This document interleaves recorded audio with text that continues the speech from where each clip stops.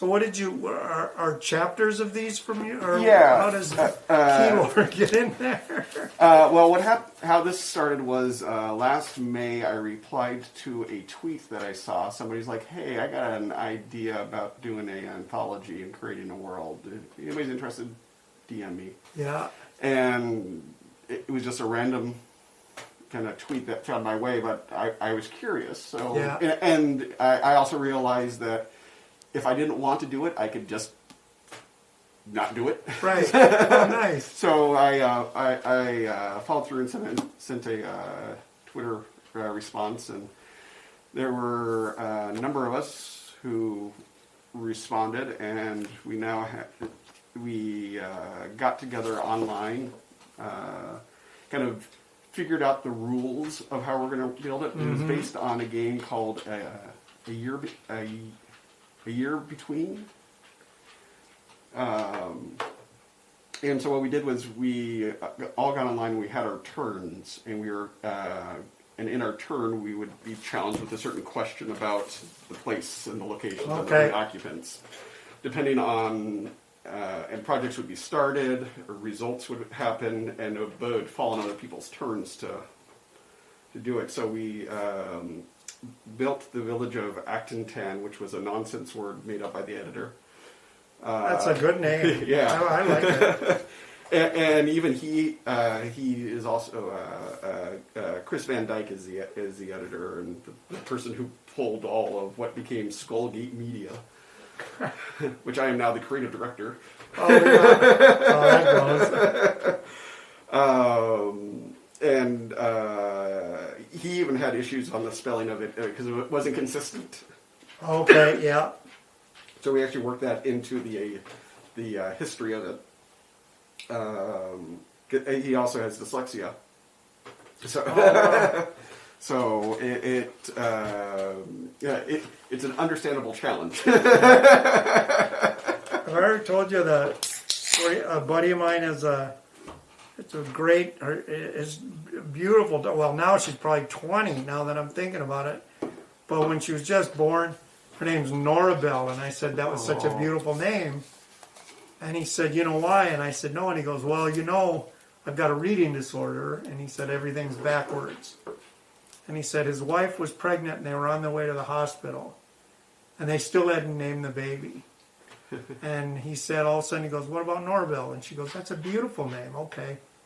Well, he didn't tell her they were following a LeBaron.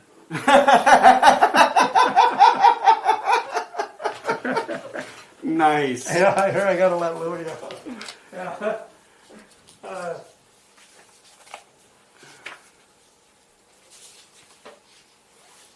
like to thank you for joining us today. On the One, we got our friend Kevin Kling. We're in his beautiful home in Minneapolis, Minnesota.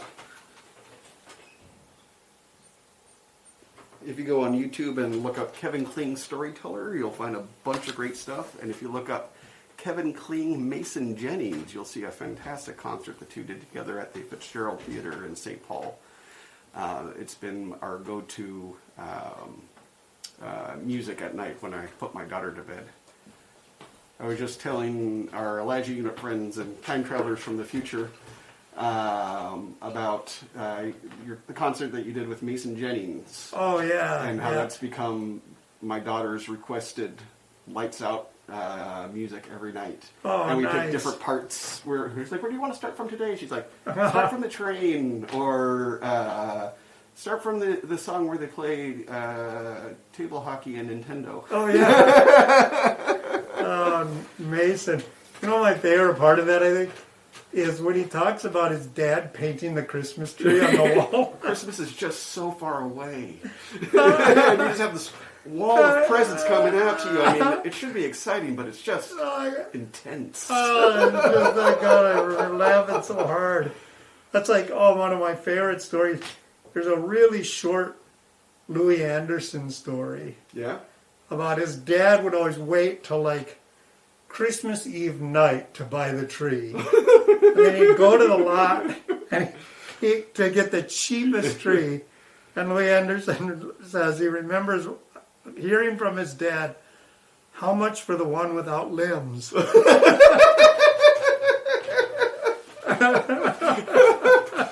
an adorned aluminum pole.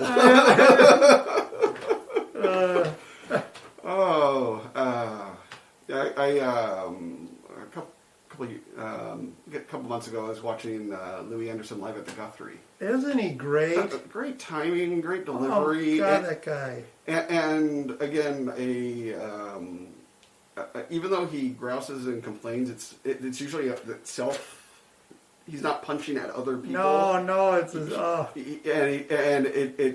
you feel that it's very much the reflection that what he takes away from it. Yeah. Instead of just being kind of that ball of negativity, he finds the humor and absurdity of it. Yeah. And also there's a kind of a group therapy when somebody talks about something that we all go through and goes, isn't that just a little bit messed up? And everybody goes, yeah. No, he is. You know, there's that brilliant run of comics, and you know, a lot of and a lot of Minneapolis too. But you know, Joel Hodgson and him. But and then going out like Gaffigan and the guys that kind of work in kind of what you'd call clean humor, but they just find, you know, they find a whole nother way to twist it up. But yeah, Joel's been a big, huge influence on my life. Yeah, I can see that. Yeah. And I got to work the MST Mystery Science Theater 3000 reunion. Oh, fantastic! The first one that they had at the State in Minneapolis. I remember that. Yeah. And I got to install the show, but I didn't make the show itself. Yeah. But I was doing the out, so I came a little bit early. And I ended up getting a nice seat right off stage. I could see everybody on stage. I could see everybody off stage. If I would have gone like this, I would have been slapping Joel in the back of the head. Somebody brought me a big old bowl of Chicago mix popcorn from Candyland, my Twin Cities Oh, crack. God, that's the best. And then like a Coke Zero was also swapped by to me because they knew I was diabetic. I'm like, I have arrived! And afterwards, I was able to have a nice moment with Joel in the elevator, and I was able to thank him for bringing such joy to my life and to many others. He still has stuff in the basement here. He was, he'd always say stuff like, I've never been to the Renaissance Fair. And I go, you haven't? We got to go. So we go to the Renaissance Fair, and he kept practicing. He wanted to speak like Renaissance. Yeah. Well, the sentence he chose was, a fly flew up the vicar's bum. I had to listen to that, I'd say it 10,000 times that day. Because that was his, like, the Rain in Spain Falls baby on the plane. You know? It was like, a fly flew up the vicar's bum. A fly flew up the vicar's bum. And then one time he goes, then I had never been to... I think I have a new vocal warm-up. I know. And then I said, I'd never been to House on the Rock. Oh, we gotta go. So he goes and he said, I'll rent a car. And I go, we both had cars. No, he wanted to rent one. So he it's an adventure. The hugest car. I don't even know, like a Buick, and it was a convertible. And he showed up with a cat mask on. We went to House on the Rock. We had the funnest time. Oh, we laughed the whole day. Oh. Yeah, that guy. What a super nice guy, and super. I mean, the nicest thing he could ever call you. You knew you nailed it when he'd call you a big Christian. You big Christian. And it was like the highest compliment, you know. Big Christian power. Yeah, he was like a really and he's really admirable guy. He seems to keep himself.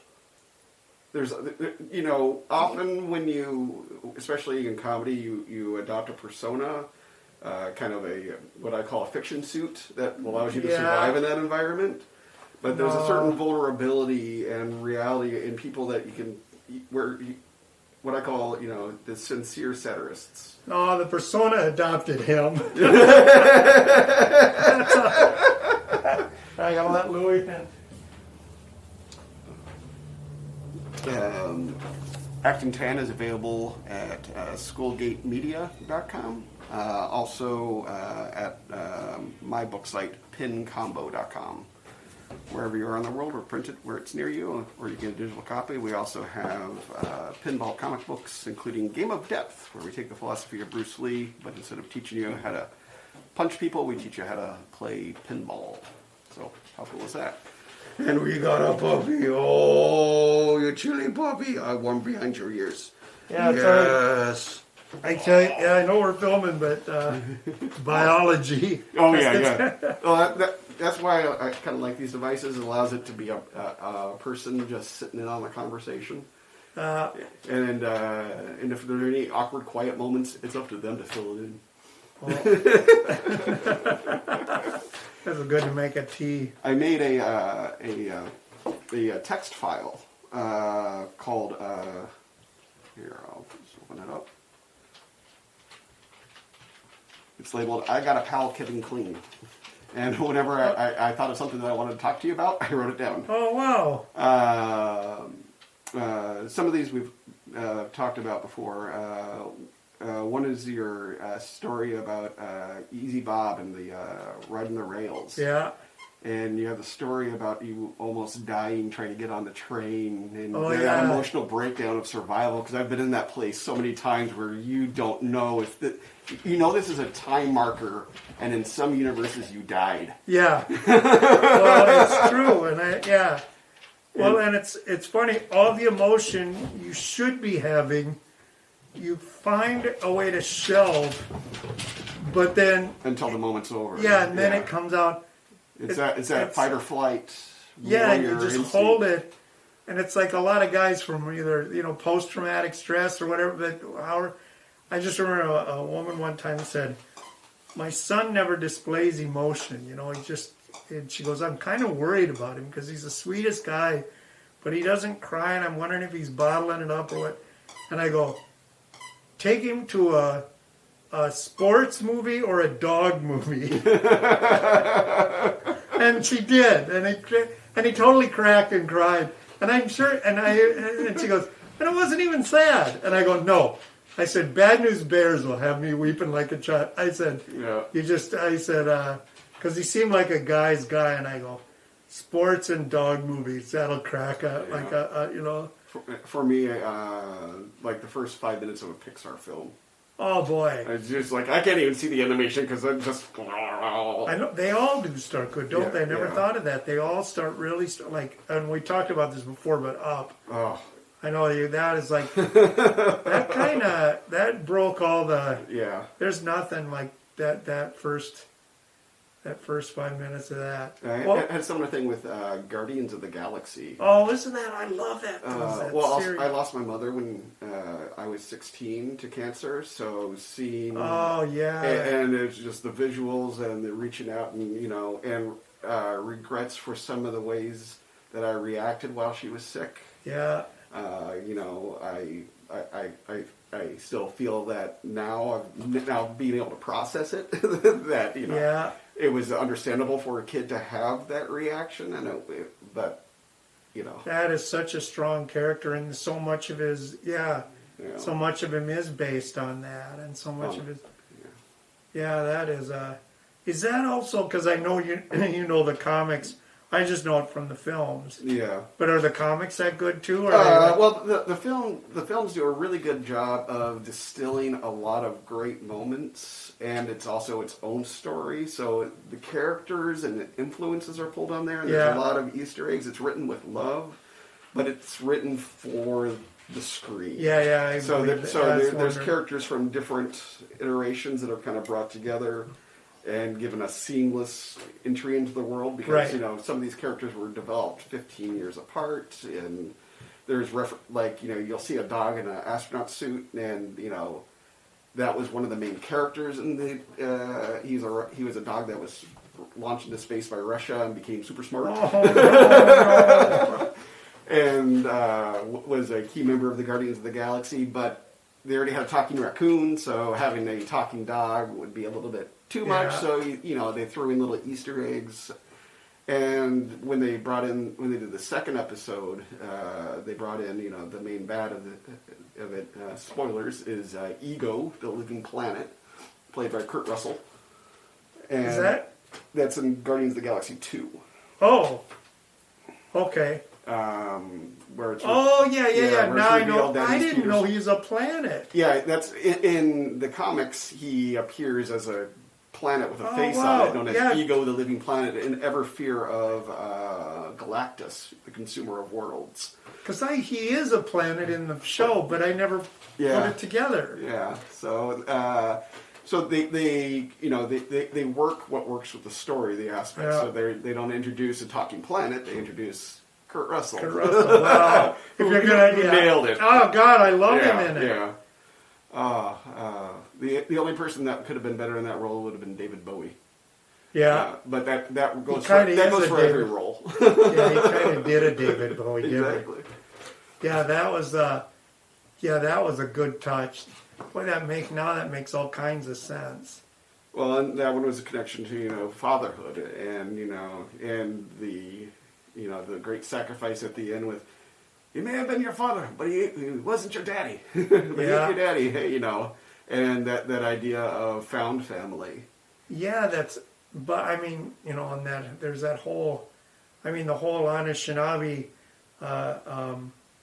Winona and Nokomis, and just but being of the earth, and then having someone from the sky, like the dad's the west wind, or that comes from the sky, though. Yeah. I mean, it's that kind of, there's such an archetypal,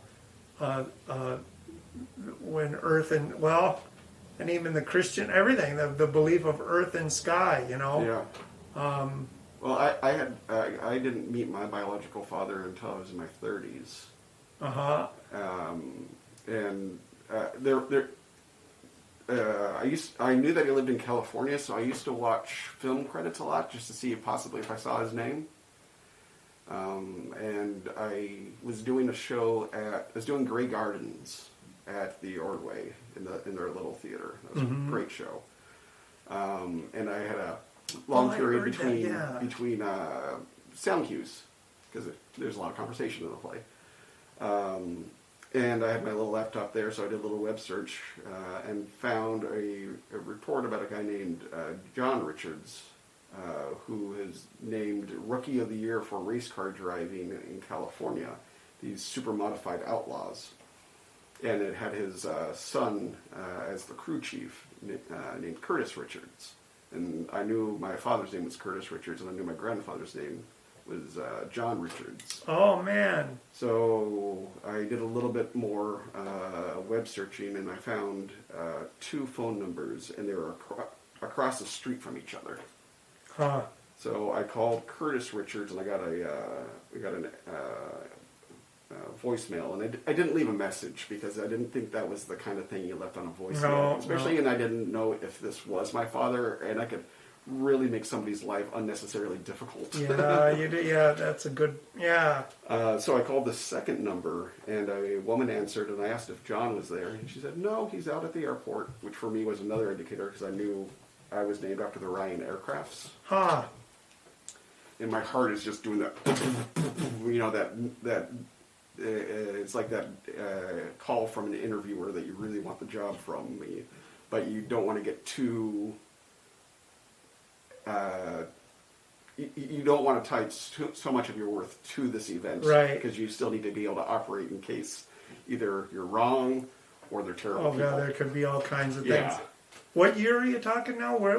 This was, I think I was. This was like 2006. It was about a year after I developed.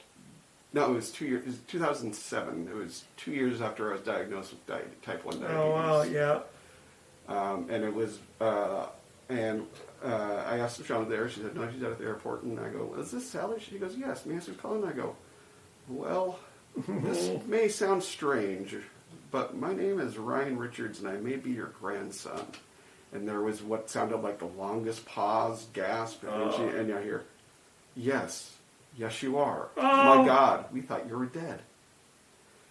And what happened was, when I was 12, I was in a severe car accident with my mother and her Yeah, fiance. I remember you telling me that, yeah. And the fiance was in a coma for a year before he died. But something I'm not sure if communications through the grapevine that kind of still existed through mutual friends got through, and it was clustered, gosh. or if my grandmother allowed that information to be out there because she Right. was afraid of them trying to come back and take me away just as my mother was dying. So we ended up having a conversation, and she's like, "Well, if you find yourself in the area, we'd love to meet you. You can stay with us for a few days if you'd like." And we made an arrangement because I was going to be in San Diego for a comic book convention. Is this when you rode your motorcycle? And that was my first epic motorcycle ride. I remember that, yeah. And I rode that bike. I actually got into an accident about 2 hours before I got to their house. Jeez. I'm going down Highway 1, which is this woo, woo, woo, woo, woo. And I'm going around this corner, and there's a car trying to pass another car in my lane. And I just dodged out of the way and laid the bike down. The bike is just skidding on its side. I'm sitting there surfing on the side of it, holding on. You know, and there's also the edge that falls off of a cliff into the Pacific Ocean right there. I'm like, ready to jump off the bike in case it goes over. And I get about maybe 8 feet from the edge, and all of a sudden it just, it stopped. And I'm just kind of standing there, and this woman comes running out of our house. She's like, oh my God, are you okay? And I go, yeah. Well, she's like, oh, thank God, 2 people died here last week. Oh, geez. That's the corner. Yeah, and I'm like, this happened because my irony levels were way too high. It's like, the flashbacks of all my mother saying, please just don't get a motorcycle, you know, about to meet the father for the first time, and, Were being you so close. kind of tore up too? I thought. Yeah, well, I got some road rash. Yeah, I remember on the you side, saying my jacket that, got pushed up because I was riding in full gear, full helmet, and everything. But my jacket got pushed up, so I had some blood here, and some gravel in me that I picked out later. It falls out. Yeah, eventually gets pushed out. Where do you get a new tattoo? But I was able to kind of piece things back together, pull things out, and get it going again. But my windshield's kind of cracked off, and I right at the 2 miles down to where they lived, which is just north of in Ventura, just north of L.A. Yeah.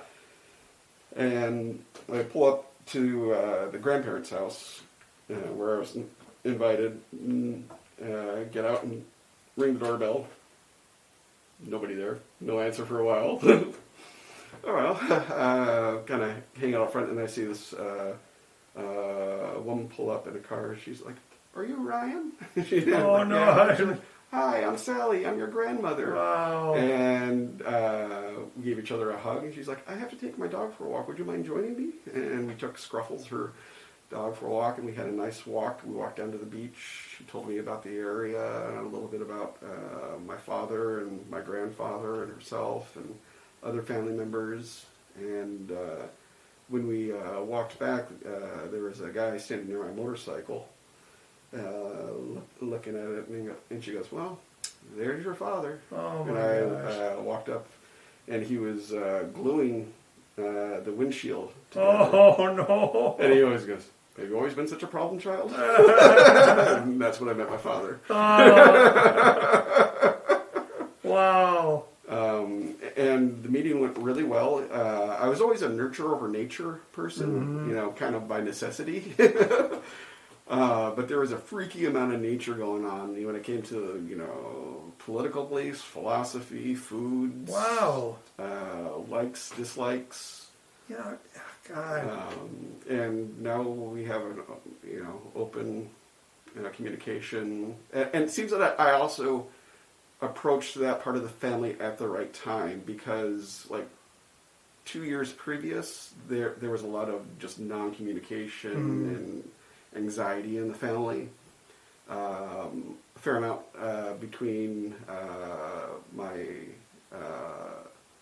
father and his brother's relationship with their father, because the dad, very loving man, but kind of very stoic, and he has his projects. He's an engineer, his motorcycles, cars, planes. That's where his headspace is, and he's doing great things in those areas. But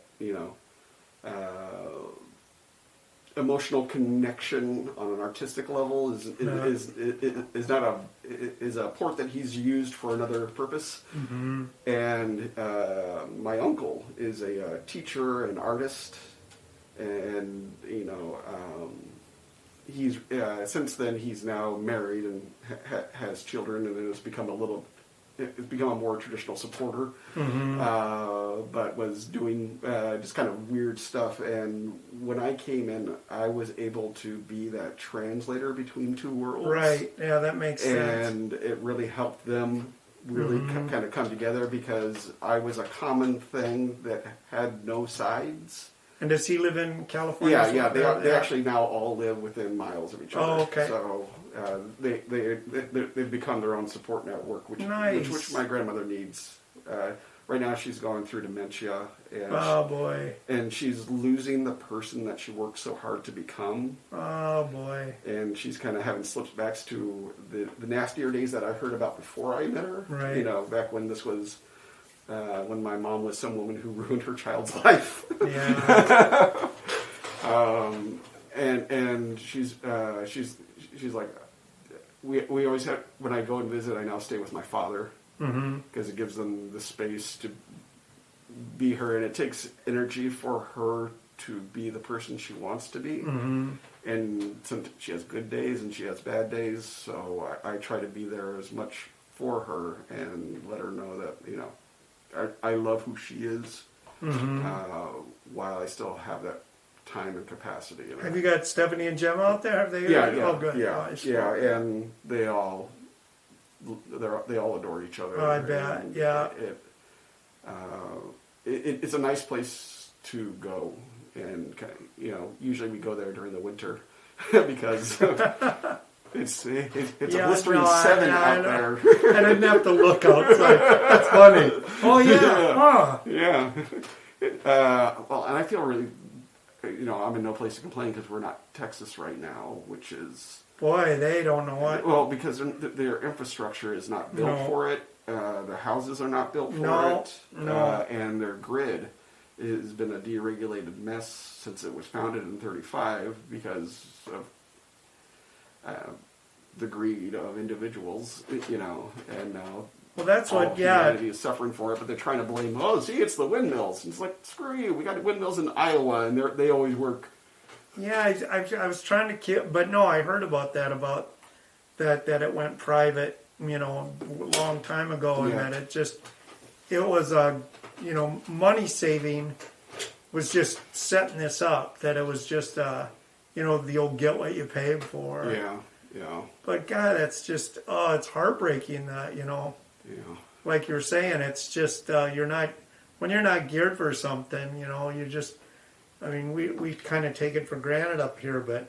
Well, you see the heat map, the temperature map of the U.S., and you got a warm spot right here, and a warm spot right along the coast, and then just this deep freeze that went all the way down. It was like the United States was a microwave burrito at 7-Eleven. But that's that vortex. That's it usually doesn't get that far south, but that's exactly what happens with global warming. That's the thing is that I call it global weirding. Yeah, because people are like, it's freezing, global warming. I was like, it's not. That's you're confusing.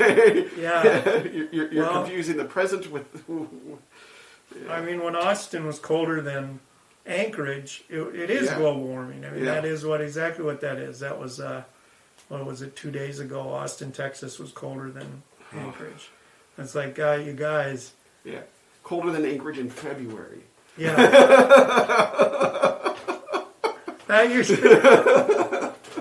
That's usually involving a nun or a brass monkey. Or a witch's memory. Yeah, exactly.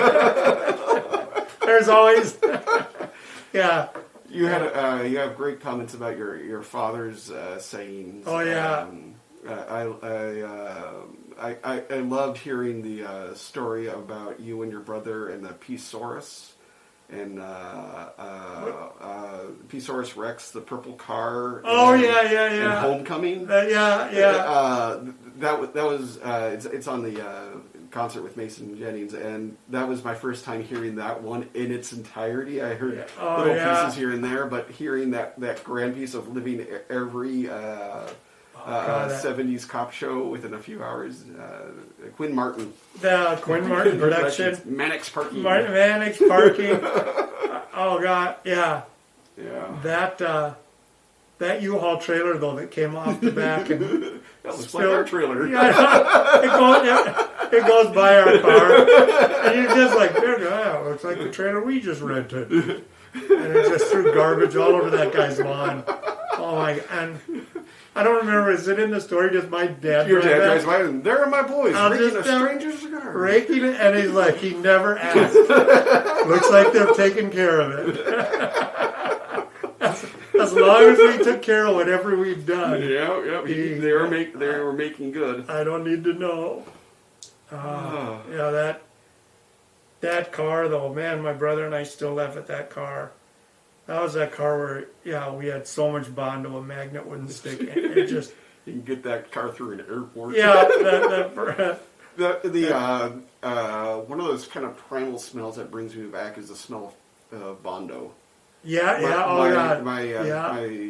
first stepfather, Jim, he had a pickup truck that, again, it was a different shape than the original manufacturer. I think he created actually like fins you can do that. Yeah. You'd build it up with wire and then just load it on. Exactly. And I discovered you can also crack it if you pull on it too hard, which led to one of our early conflicts. But God, that stuff was that saved the day though. You could really rebuild a fender. What is it that we call I don't know if this was in the story that we called duct tape. Because, so I grew up in Osseo, in a little town. And we'd always call duct tape Osseo chrome. Because it was pretty much holding the bumpers on. We had Osseo chrome. Those old cars, though. My buddy Joe brought up the funniest. Joe Sedlacek, remember Joe? Yeah. Joe was saying,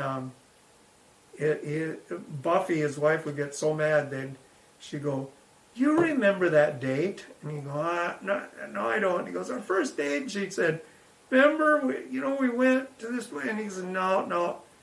And then as soon as she goes, "Yeah, you had that old Pinto." And all of a sudden, it's like his brain clicks in. He remembers exactly what she wore, what she ordered, everything. But he needed the Pinto.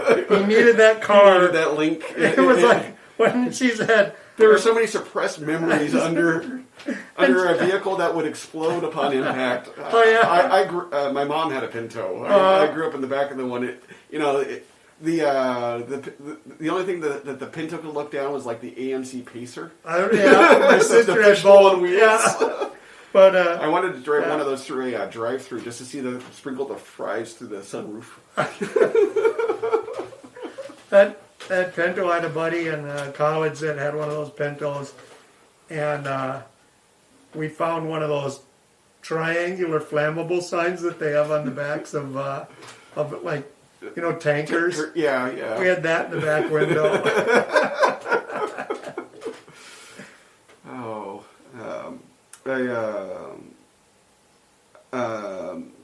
We're now in our 64th cult of the month. Oh, wow. It's this month. It's the cult of A-Way.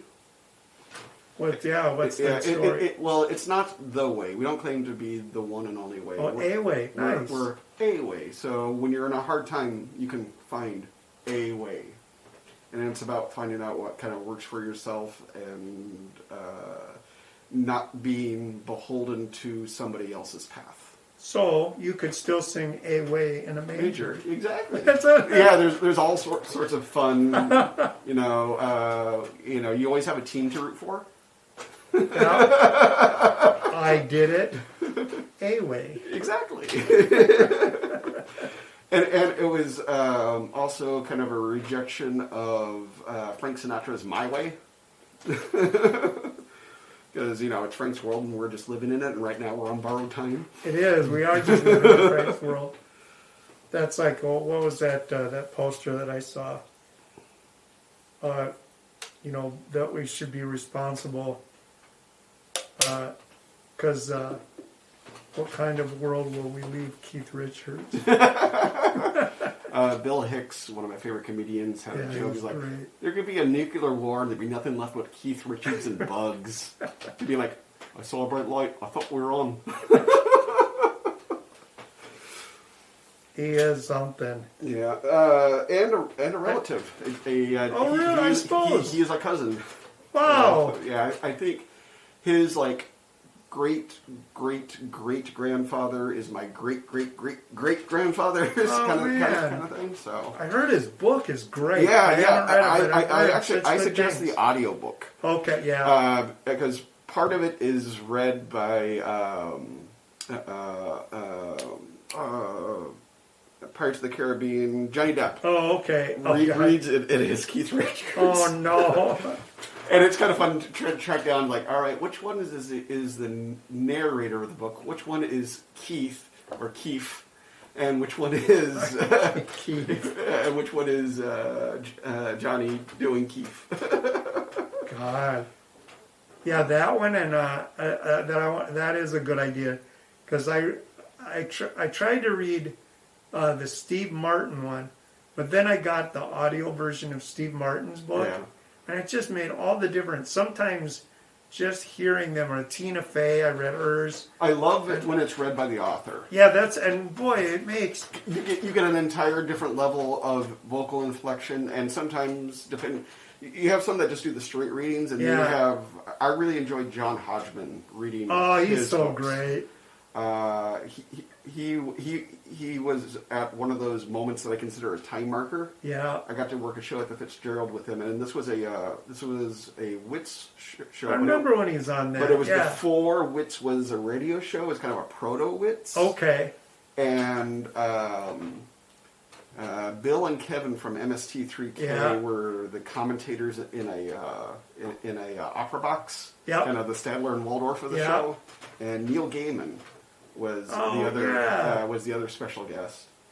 And when dinner came, there's always a kind of, whether it be school or work, there's the fractional tables. Who gets to sit with the other people, and usually crew sit by themselves, right? And the guests sit by themselves. And I had an opportunity. I could either sit with one of my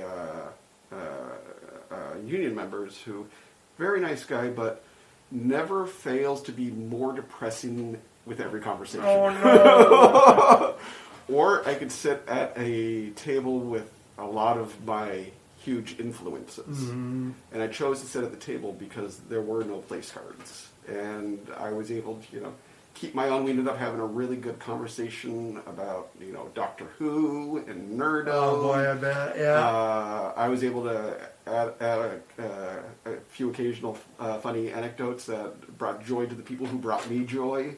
And that was a new time marker where I realized I could hold my own. Mm-hmm. And that helped prepare me for things like working with Baryshnikov. Oh, wow, yeah. Working with Patrick Stewart, mm-hmm. Even like Arthur Miller, and these other people who were great influences on me. But it was better to work with them than to just meet them. Oh, totally, yeah. No, that's, yeah. Because they say never meet your heroes, and the one time I had what I could tell that the other person wasn't there, that they were just there out of obligation, mm-hmm. and I was one of a million people that he met, and that was with Stan Lee. Oh, wow, yeah. I won a lottery at San Diego Comic-Con. It was the same year I met my father. And I got to meet him. But, he was very nice. We got a picture together. He signed a poster, And for me, this was the man who narrated my childhood dreams. Yeah, oh, yeah. I know it was going to be a good dream when it opened up with a Stan Lee narration. But, I could tell that he wasn't engaged. Yeah, but he was yeah. fulfilling an obligation, and in the middle of San Diego Comic Con, and he was very elderly.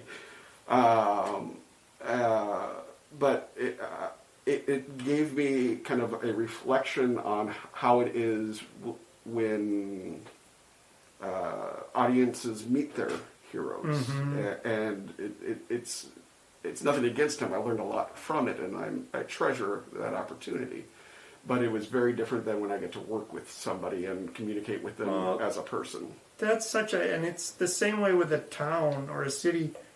It's so much, for me, it's more preferable when you visit somewhere, if you're working there, than if you're, as a tourist, you get the veneer of the place.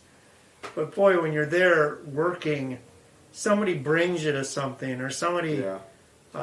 I love getting food recommendations from locals. Yeah. Like, where should I eat? And then you can just see the joy. This is something I know. This is something I can help them out. This is an opportunity for me to share my joy.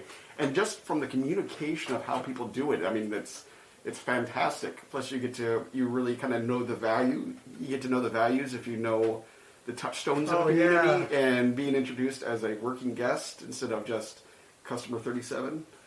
Or someday, it's the other way. I worked at the Denver Center one time, and around the corner was this restaurant, and I always wanted to go there because it's an authentic Hungarian food.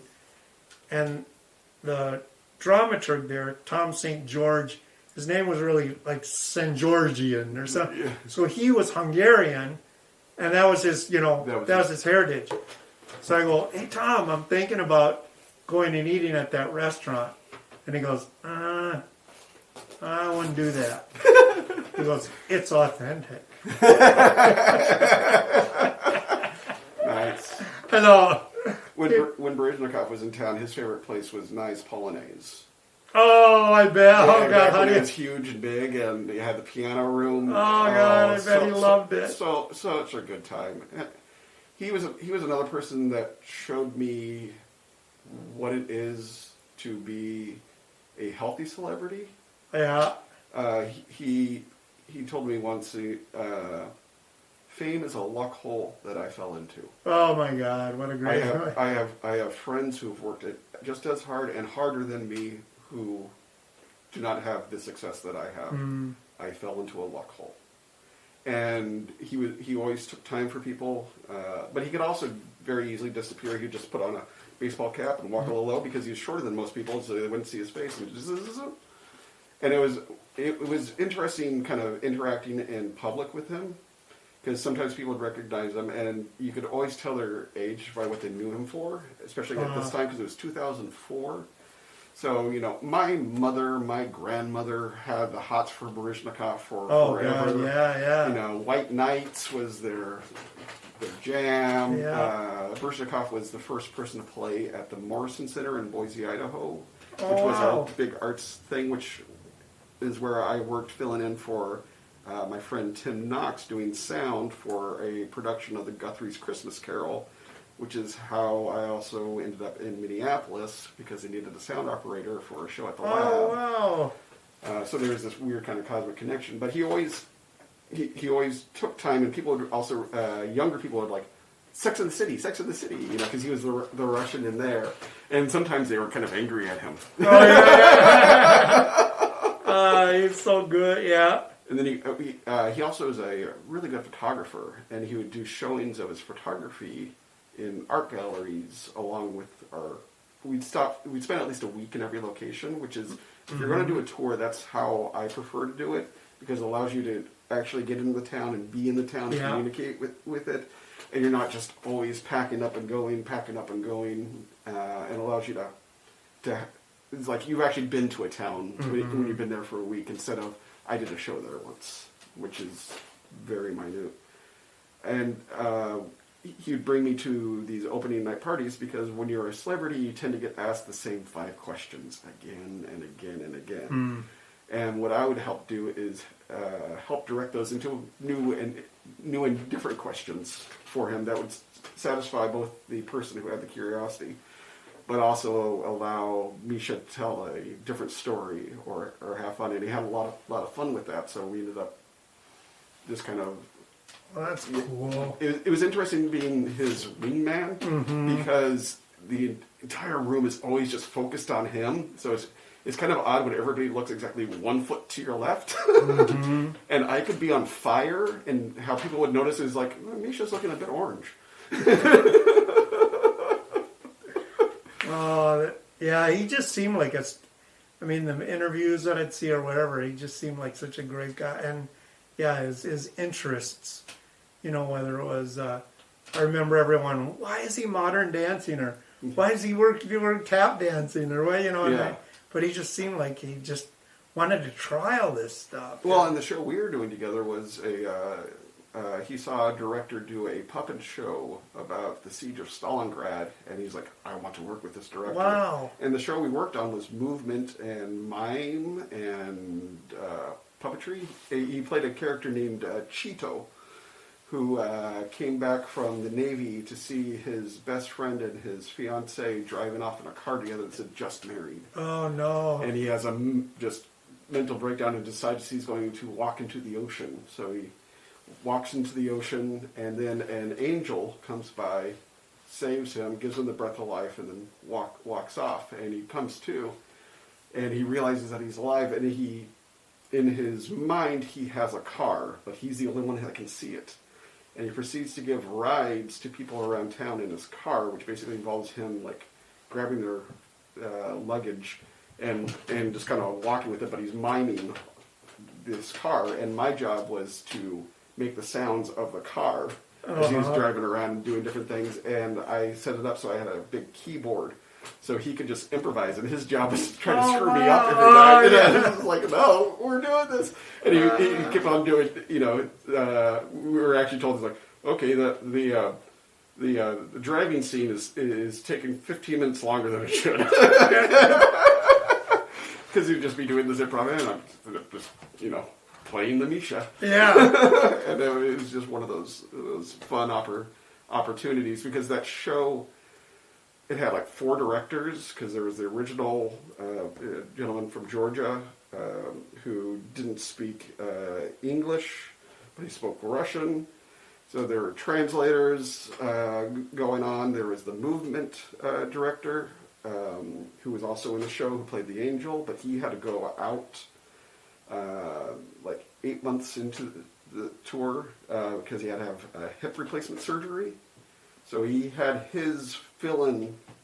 He had a gentleman that they'd always fill in for each other whenever another person was gone. So we're doing a show at the Kennedy Center. And it's a scene where Misha walks into the ocean and is saved by the angel. So the actor comes in, saves him, gives him the breath of life, and he's walking off stage, and he just does this perfect kind of splayed spiral, as if it was perfectly choreographed, wings out, just down. And it's not supposed to happen. Now, this entire first part is without words, so I don't have any microphones up during this. But I immediately just go to his microphone, and I hear this deep snoring that I've only heard when somebody got knocked out. And I'm like, he is unconscious. He needs medical help now. He ended up passing away. He had a heart attack on stage and passed away that night. Oh my gosh! And it was it was one of those very kind of odd synchronistic moments, because I always read when I'm on tour. I have big books that I can just read for hours on end, and then go and always pay attention to my job. But it gives my brain something to occupy. Yeah. And I was reading a entry, and it was about it was William S. Burroughs talking about the venture to the South Pole. Mm-hmm. And all the individuals with it counted one more individual than was in the party. It was kind of like they don't know what it was, so they just refer to it as the angel. Huh. And this particular article was written by a musician who I had literally run into 3 days before in New York City, when I saw a Psychic TV CD in this little hole-in-the-wall music shop. And I hadn't seen it before, and at that time I kind of prided myself on knowing all about this music, and I pull it out, and it's written, the main musician of it is a person who they go by the name Genesis P. Orridge, and you can't miss them because when he and his at that time late wife were together, they got matching boob jobs, and when she died, he continued to live as them. Ah, wow. So I'm sitting there holding this, and I'm like, oh, this is. I didn't even know this existed. It was called God Star, and it was a deep exploration about the one of the members of the Rolling Stones who died, and it's also tied to, it has Beach Boy influences and all that. And I turned to go to the register to listen to it, and I turn and I literally bump into Genesis, who's standing right next to me, and I go, so, what do you think of this? And they looked at me and said, we're rather fond of it. Oh, yeah. So I took that as a sign. I'm like, I'll take this. So I had used that as our pre-show music. I was reading an article that he wrote about angels. And and the last thing that I read was, we were wondering if it was the angel of death. And that's when I looked up and I saw the angel fall on stage. Oh, boy. And it was just one of those, moments. Well, synchronized moments. Yeah, so.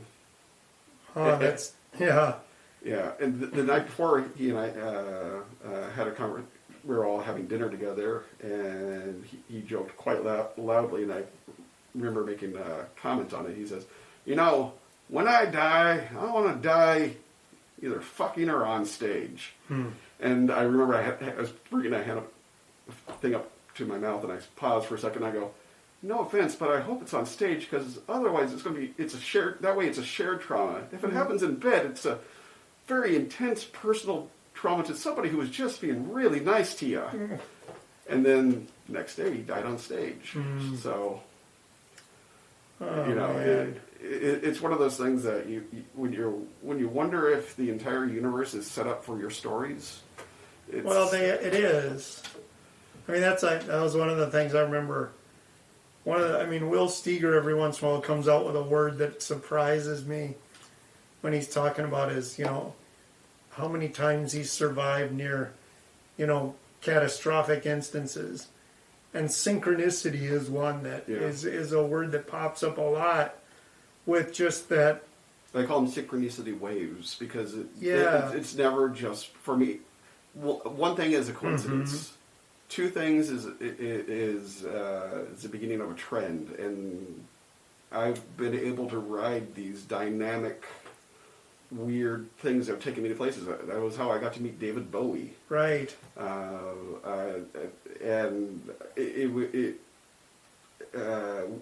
when you ride them, it's like flow. Yeah. You can't push it. You just, you let the energy take you where it's going to take you. Yeah. And it's been very... they do seem to come like, what are the Greeks called it? Kairos. And that is, it's those moments that are like that, and there is a purposefulness to them. Yeah. That you can't quite describe, but it isn't accidental. It isn't coincidence. I mean, it gets to the point where I refer to it as a chaotic order. Yeah. All these different things seem unrelated, but then when you express a connection to it, then it's like, oh, these are all working together. Yeah, exactly. There's energy transfer between the two. Well, and then, I was thinking, when the people say, is there a reason for everything? Well, in retrospect, yes. Yeah. If you look at something, that's why I always think reasons are to learn or to atone. And that depends upon which side of the incident you fall on. It's what is it? It's a fine line between being a role model and a cautionary tale. Exactly. Yeah. Or I think every photograph is an alibi or evidence. I bought Gemma a little digital camera of her own. Oh, nice. I found it at Office Max for $2.48, knocked down from $50.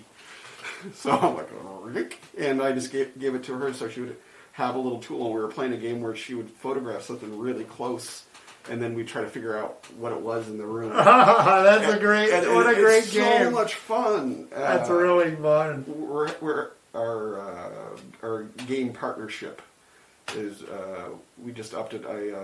I have an Xbox 360, an older thing, and I have a bunch of games for it, but the disk drive in it didn't open anymore. Okay. And it was having other errors and things, and I entered into an auction, an online auction with a local company called K-Bid, and a elderly couple passed away, and they had a couple of Xbox 360s. So I bid on that, some board games that they had, and a couple suitcases and a couple of little things. And when I went to go pick up the stuff on Monday, their kids were there. And I noticed that I put some bids on a collection of bolo ties that they had. Oh, nice. But it went well beyond my range. Oh, okay. And they were like, yeah, I just don't know anybody's got does bolo ties. I'm like, actually, my daughter and I, we make bolo ties. It's our company called As Above, So Below. And we sell them down at the Midtown Global Market Art Shop. Oh, nice. We make them together and we bring them down there together. We, check them in, and then we also get the check together and we cash that together. We use that to get supplies, and we also use it to get ourselves a treat. Yeah. So, teaching money management in that aspect, and we've been trying to. We've been kind of overindulged with gifts lately. Yeah. Oh, nice. And we're trying to make sure that she's appreciative. My wife comes from a very different, kind of more stoic upbringing. Where you got one toy a year and that toy lasted you. Yeah. I'm like, yeah, but it's 2021 now, and have you seen a Nintendo? So what we do now is, like, she'll see a game that she really wants, and if it's a game that I'm also interested in, I go, well, okay, we'll go halfsies. And then she'll save up her allowance money, do extra chores, gift money that comes in. And the last game we bought was called Untitled Goose Game, where you play a goose, and your job is to just aggravate this neighborhood. As the goose? As the goose. You got to do things like, steal the gardener's rake and throw it in the lake. Or, you steal different things so you can have a picnic somewhere, or, get the man to take off his hat. So, it's puzzle finding, but you're a goose. And the only thing you can do is pretty much squawk and steal. I'm like, yes, I will join you in this game. And more life skills. Yeah, it's beautiful. And it also shows her appreciation because she had to save up money and work towards it. And, and it helps develop the appreciation of it instead of just, here you go, here you go, here you go. No, that's what's your medium for your bolos? What do you make? Well, for me, it helps me scratch my itch for found object sculpture. Okay, oh, but nice. It reduces it because it has to fit onto a neck. Yeah. Because as somebody who grew up poor and creative, you can see the utility in everything. Yeah. And back in Boise, I did a show of my sculpture, and my smallest sculpture was about the size of this table. Mm-hmm. But now I can collect materials, and it'll all fit in small boxes. So I don't have a warehouse full of stuff. I have like 4 little storage bins, and my favorite thing I've been making like eyes and different things out of taxidermy eyes and clay and stuff. Yeah. Different pieces I found, like electronics and the such. Oh, nice. And the Hot Wheels. Oh, yeah. They're beautiful pieces of sculpture. Oh, yeah. Oh, man. And you can just wind the string through the wheels in a certain way. So you can, because the original ones I would put a back on, and then Gemma was like, I want to play with this. A little group. This sucks. So from then on, I look at cars and try to figure out if I can incorporate the strings into the design. I can see where you could go through the wheel wells on that. You can pull it tight, and then you got just a beautiful little car there. That's a nice one. Yeah, I was trying to think of. Yeah, you could make them out of a lot. So when you do attach them, you glue them on then? Glue on like a little backing? When I'm yeah, except for the car ones. Yeah. Or sometimes if there's an aspect of it that I can incorporate as the hold, I try to do that. Yeah.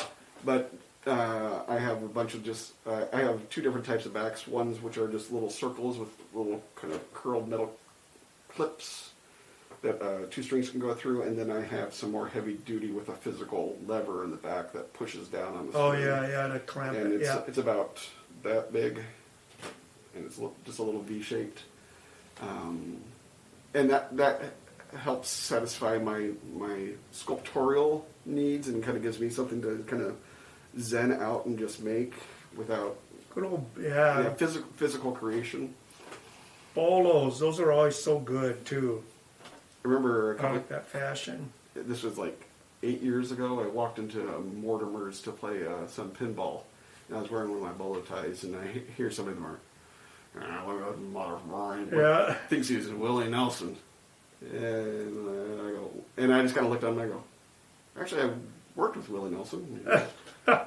And he goes, and I go, oh, this bolo tie, and I explained that my daughter and I make them. And he goes, oh, you made it? Okay, that's good. That's all right.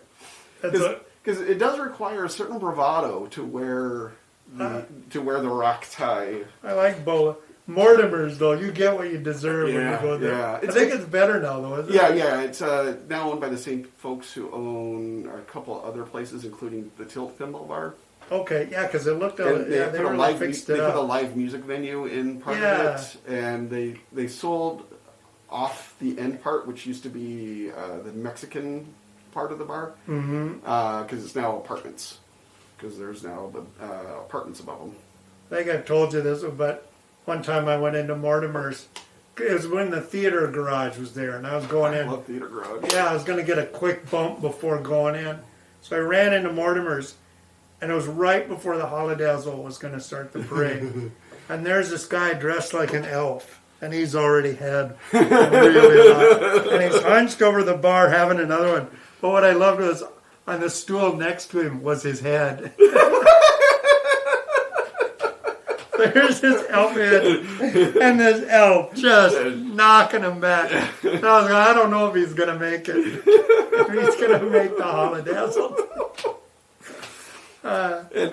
Isn't that the original location where the beaver in the box? Yes, actually it is. And that is that's where the guy, where I ran into the guy that it actually happened to. And he couldn't believe it was, he goes, I heard people think that's funny. And I go, it's really funny. He goes, no, it wasn't. That poor beaver out there in the road. And I go, I know. When you tell people. Well, and you said it happens like two things happen when you've been drinking. You either get disdain for all human creatures, or you become extremely magnanimous. And that's what happened. We gotta help that guy. We gotta help that guy. I'll say that beaver. Yeah, that guy. Yeah. And how long do you think it's going to take a beaver to chew its way out of a cardboard box? That is an actual quote that guy said. I go, and I had to tell him it was funny. I said, that's funny. Oh. Yeah, a lot of times it's just recognizing where you are. You You know. Speaking of recognizing where you are, for our next cult of the month, I'm going to do something local that I think you'll identify. Right now, the working title of it is The Chaotic Order of Lake Street. Oh, boy. The present chaotic order? That's the idea, is you can just... Because it's always... Yeah, because Lake Street is its own story. Yeah. And a lot of the, like the Midtown Global Markets on Lake Street, yeah, I have connections there. The East Lake Tap Room. Oh, yeah, that's right. You were telling me about it, yeah. And just the culture on that boulevard, you know, you can get 45 different types of tacos. Yeah. You know, and it's glorious. You know, when we had a new president, I quickly looked to my corner to see if the taco trucks were there. I was sorely disappointed. I had to walk 3 blocks until I found a taco truck. The new taco truck? Wasn't that, it was on that street on Lake, my favorite name of a bar, the Vice President. Isn't that a great name for That's a a bar? great name for a bar. The vice president. You talked about Barbie Sana. Oh yeah. Yeah, I was in town for the final kind of days of that, and how do you describe it? For $20, you can get anything there except for Barbie or a sauna. There was no Barbie and no sauna. And in the window, I remember there was all this exercise equipment. Yeah. But the chain had fallen off of the bike, so none of it worked. The barbells, one of the barbells was falling off, so it was like uneven. It was, oh man, that place. Yeah, Barbie, sauna, and yeah. And there was a noodle factory there that I worked at. The Chinese noodle factory? Yeah. Where they called me college boy because I could read. Oh, college boy. Like, it's reading. It's like...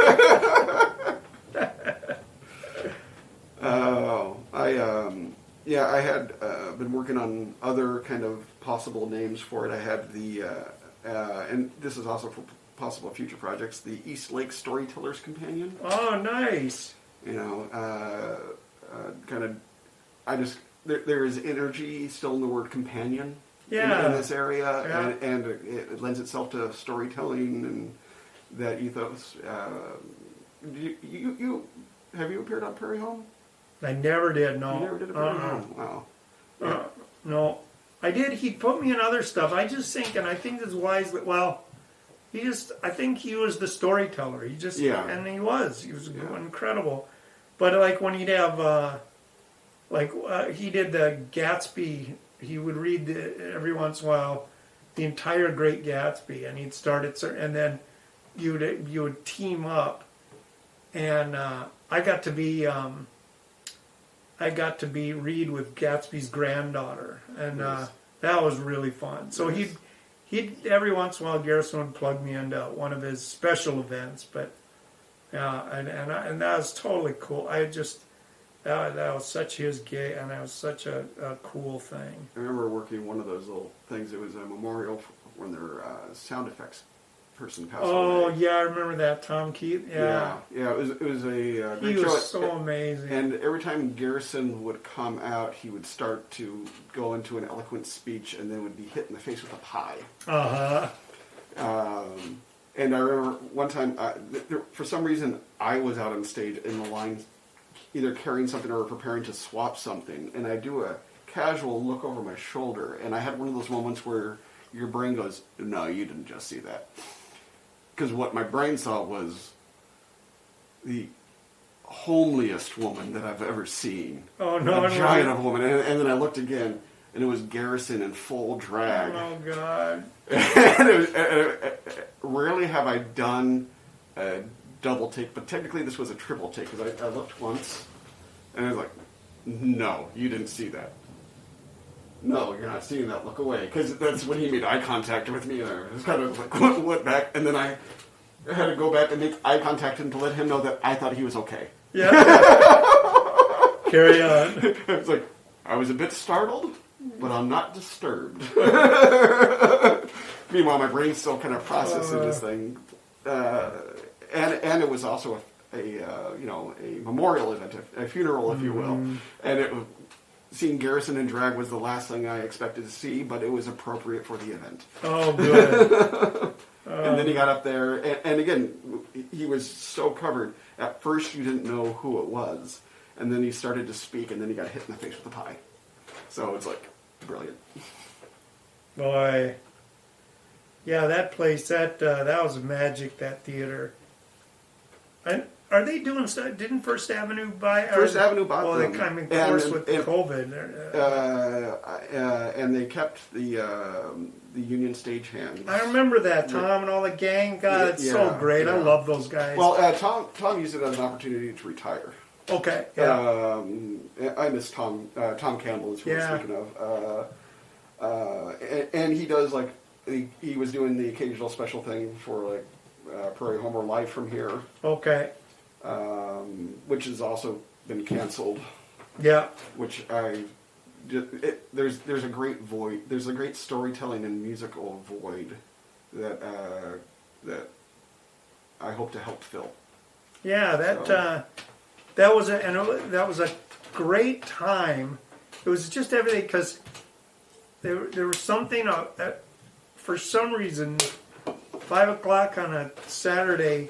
You're just always around the radio. Yeah. You're either in the garage or raking or making dinner or something. But there's always like such a perfect place to have a story going on in the music, and you know that it's like I always would equate that show wonderfully with a good baseball game where you could be doing a task and your brain would be into the story. You know, your pictures of that story would be going on. Well, it was great to watch Garrison perform it because he had a clock in front of him.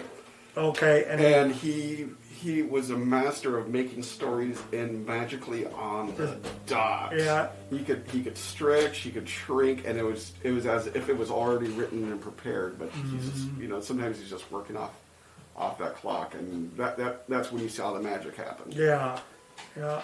And I also loved working those shows. When I first started working it was I would help set up, and then they would put me on security.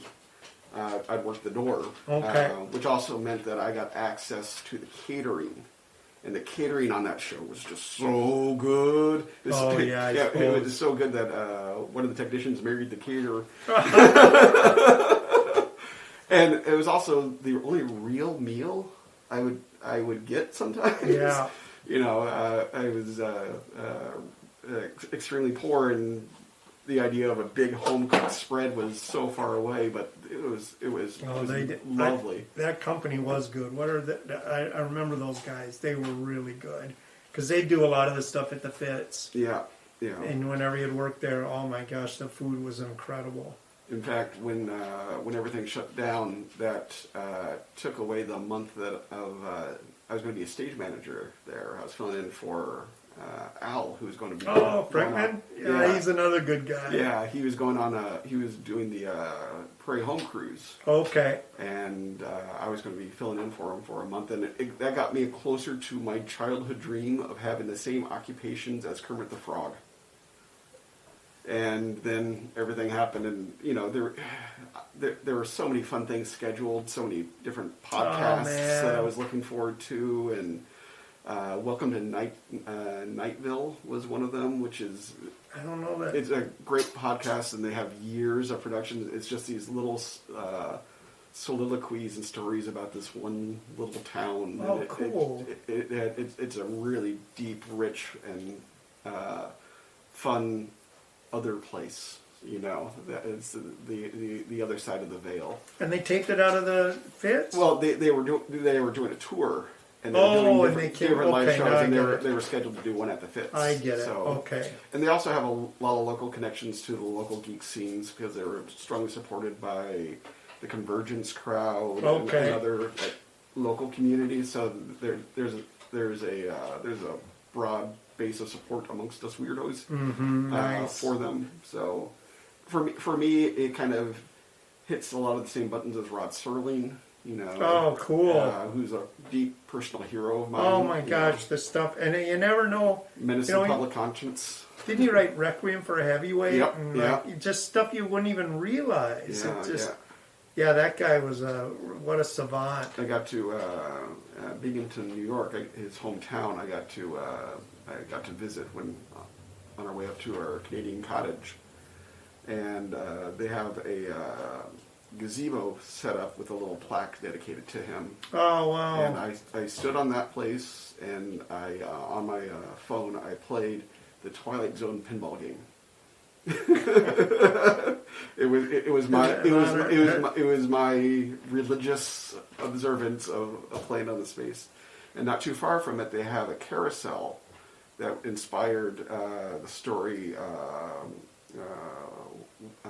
Walking Home, or something like where a traveler finds himself back in his hometown when he was a kid, and as a kid he injured himself on this merry-go-round, and he tries to prevent it.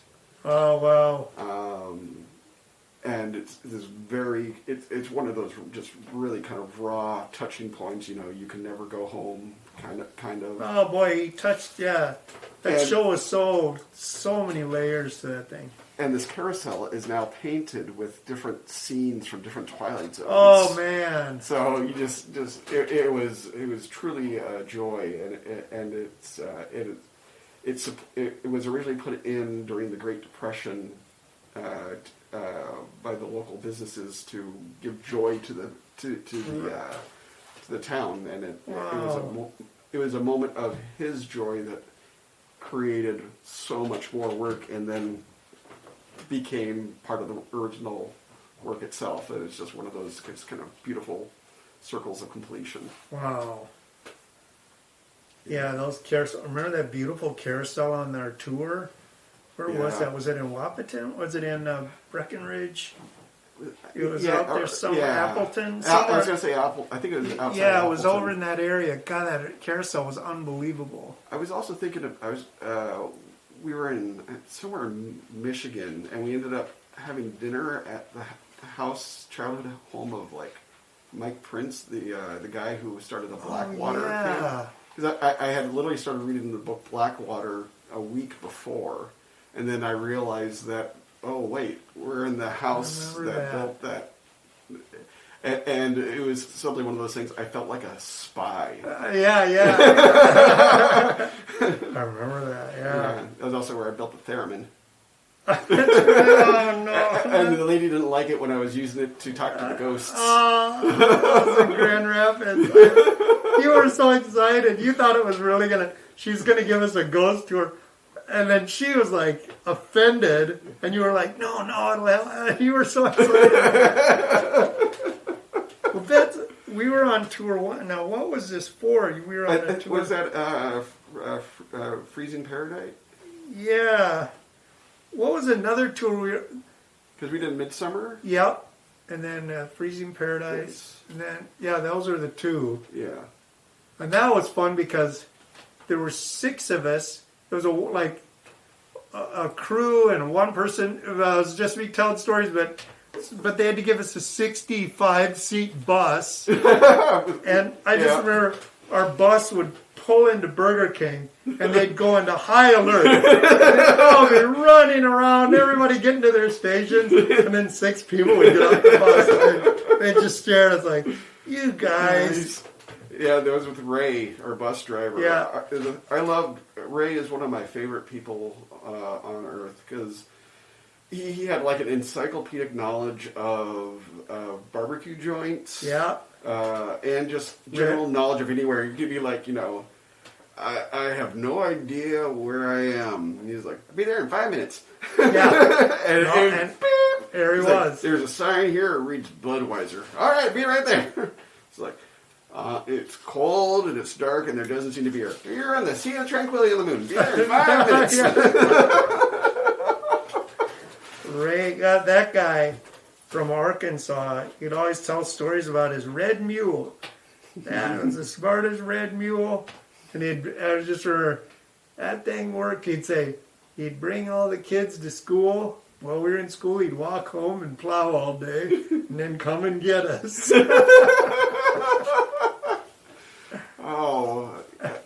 I remember one time we were at a casino and we kept on hearing the announcements. The driver of the Jefferson Lines bus, blah, blah, blah. And it was like our number, please pick up a white courtesy phone. And, we're hearing it for like an hour. And then we see Ray, and he's right next to the slot machine, and he's just going to town. And we hear the announcement, and there's literally a white courtesy phone right here. All he has to do is go like this to answer it. No. And I go, so, Ray, you hear that? He goes, yeah. I'm not going to answer it. You're just going to ask me to move it. I'll be moving it. 10 minutes. It wasn't his first start. Roger slot machine. He'd been there before.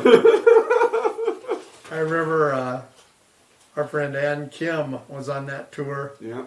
And now she's like a Beard Award winner. Yeah, before she went on her, found her great pizza quest. Yeah. Well, and she tried it out on us. Remember, she goes, I want to open a restaurant, but I haven't decided. So she'd go, it might be a Mexican restaurant. She'd have Mexican food, and we all go, yes, it's got it. And then all Korean food, of course, and then all the different ones. And every night she was trying out different recipes on us. But remember Ray? Ray would always go, It's good, but it ain't no Frito chili. Yep. And he goes, and finally we go, okay, Ray, you're making Frito chili. And it was exactly what you thought. Fritos in a bowl and a can of chili. There you go. It's like his favorite food. That's what it says. That's what it does. It's so good. And the Arkansas strawberry shortcake, which was a Pirates, and it had to be Pirates pie crust, and you just bake it by itself. Yeah. And then you break it, and then you put vanilla ice cream and strawberry sliced up with a little bit of sugar, and then you just drizzle it over the top. Oh, my mouth is just. It was really good. I remember that was really good. Yeah, and I still make it to this day. Yeah. And I call it Arkansas strawberry shortcake in honor of Ray. Yeah, Ray is original. A really good guy. Boy, yeah. Yeah. That he would do anything for you. That was the thing too. And he's a great, and as a driver, he was just amazing. Yeah. He got buses in places that he was like, no. He's like, I got an idea. I remember one time we were going through a thing, and you could just hear all these branches snap off of it. And I go, what are you doing, Ray? He's like, I found a shortcut. Yeah. Well, Mickey, our stage manager, she'd been retired for 2 years. Yeah. And she came out of retirement because she heard Ray was driving the bus. Yep. That was so much fun. That was a Cracker Jack crew. Everybody. Yeah. That was about as good as you could get. I remember Amy being. She had to go get our per diem cash. Yeah. And we were in a bank in Iowa, and the banker commented like, "Wow, your language is fantastic." And at first she thought it was because I'm an actress and I'm eloquent, and then she realized that it was because she was Asian. Oh, that is like.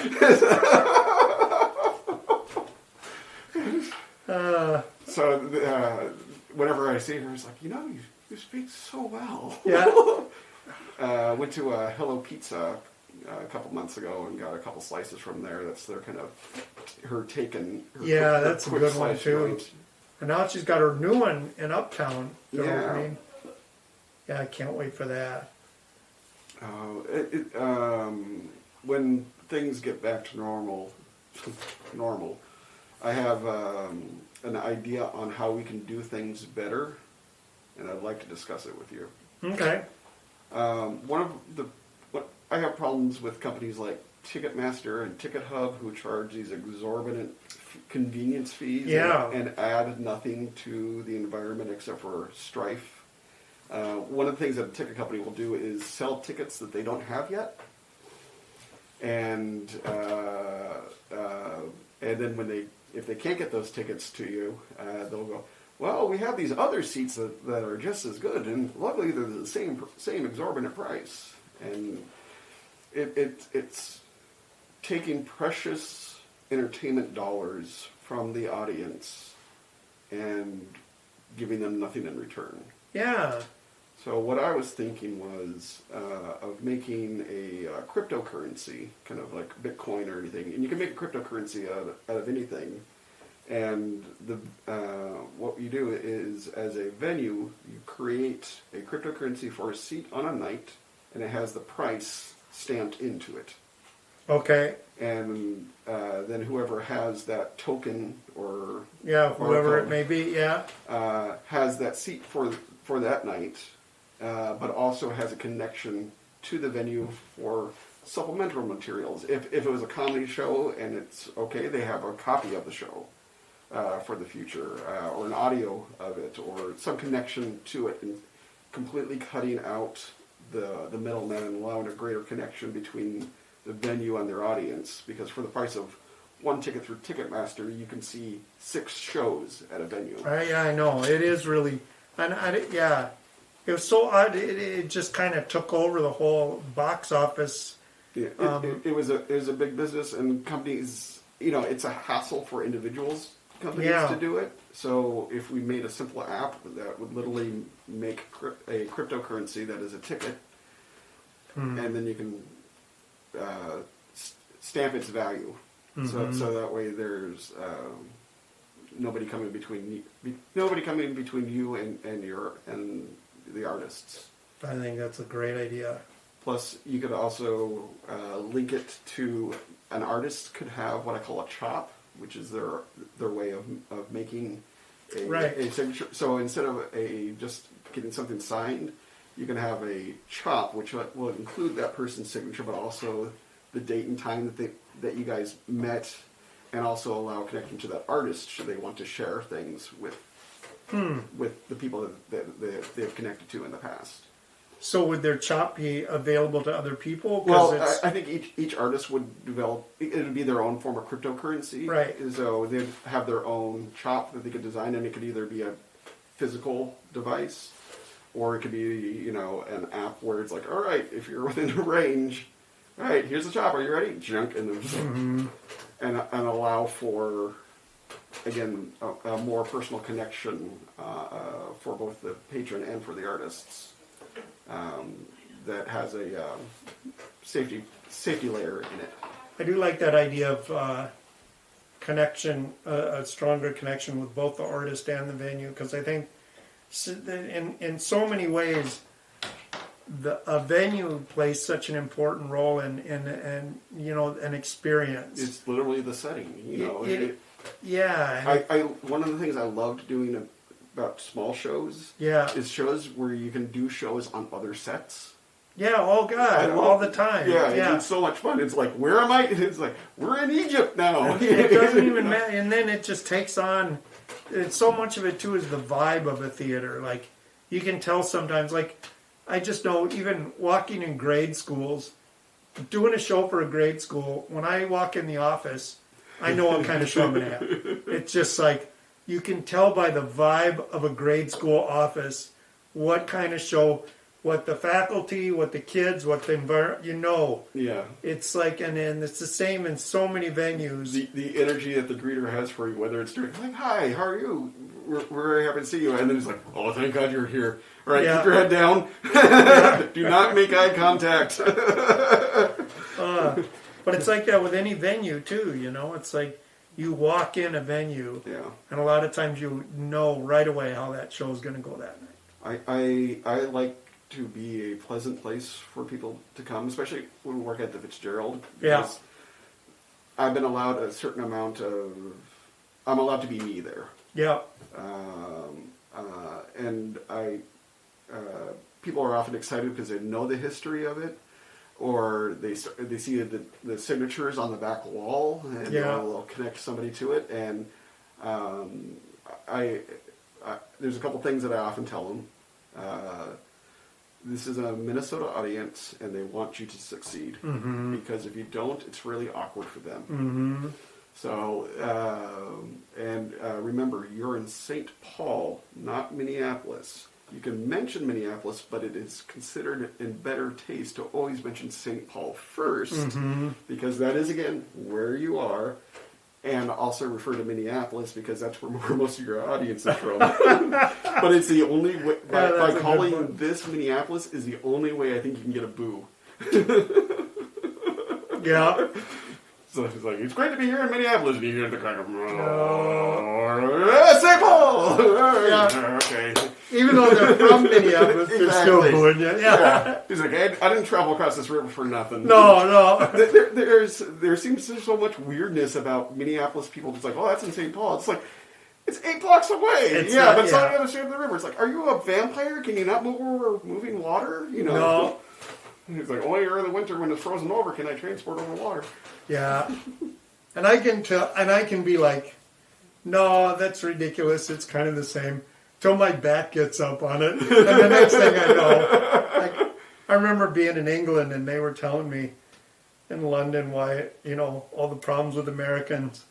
And in no time, I'm like, I'm all for conceal and carry. I'm like, I've become somebody that, but I was like, okay. Yeah. I'm defending whatever.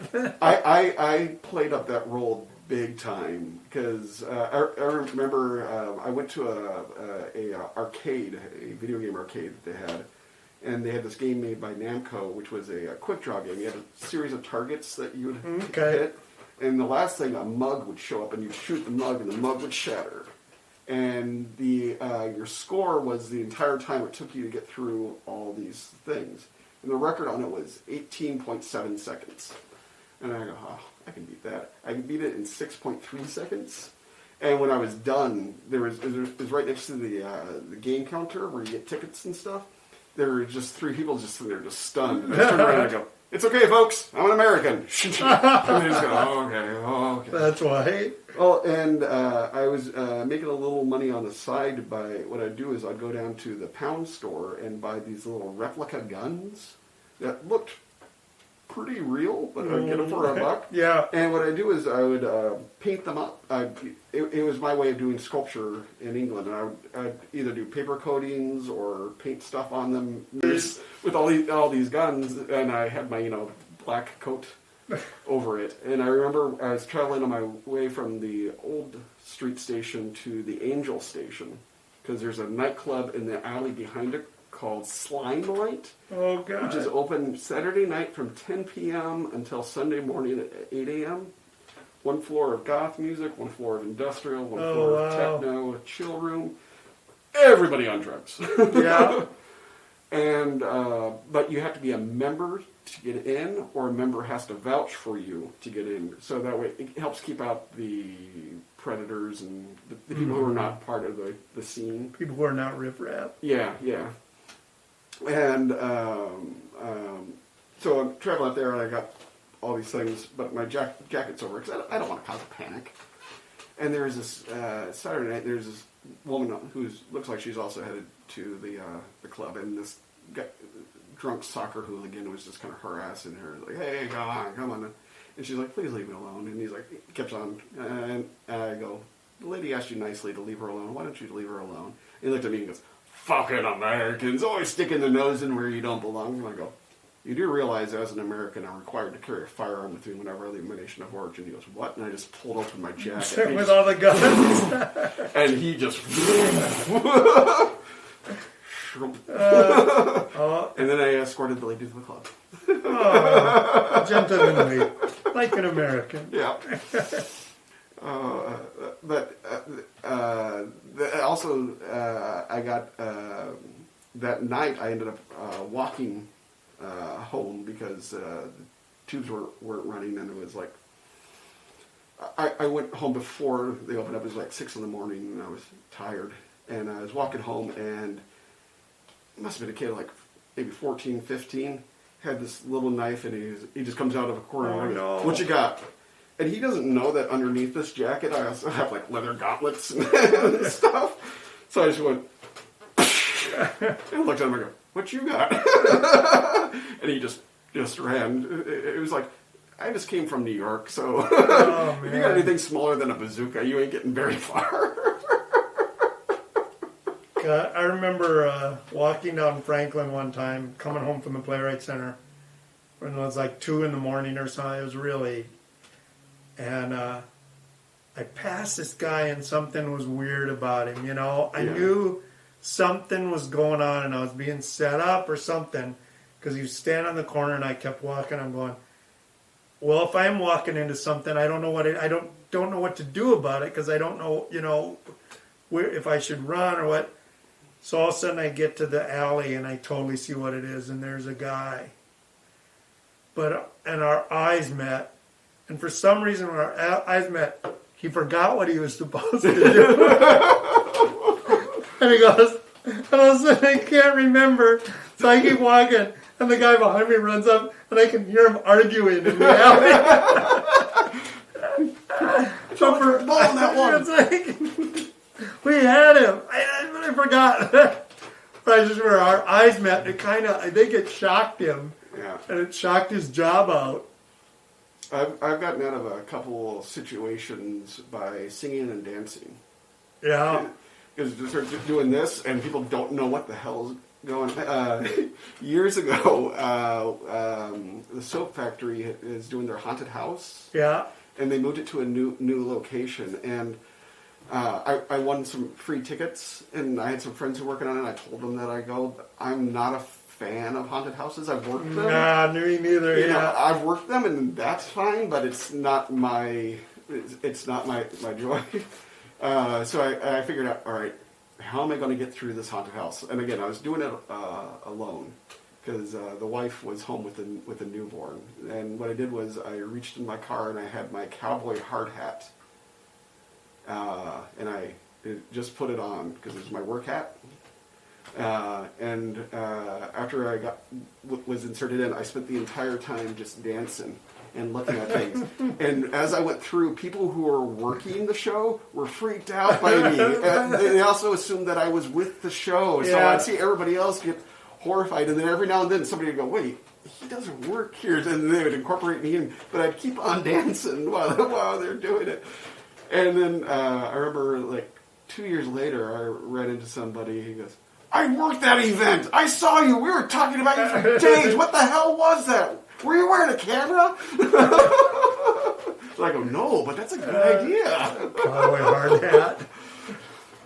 Oh, man. Yeah, the dancing cowboy.